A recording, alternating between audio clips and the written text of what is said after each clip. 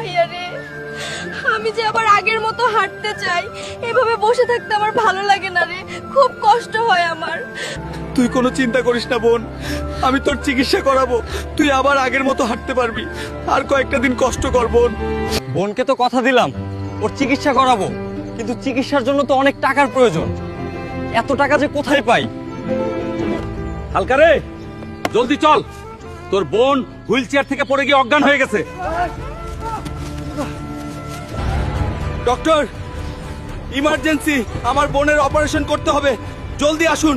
আমার বোনকে সুস্থ করে দিন ডক্টর, প্লিজ ডক্টর, আমার বোনকে সুস্থ করে দিন।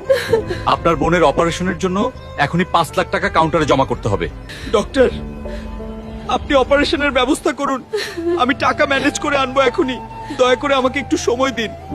এই মুহূর্তে 5 লাখ টাকা কিভাবে যে ম্যানেজ করি?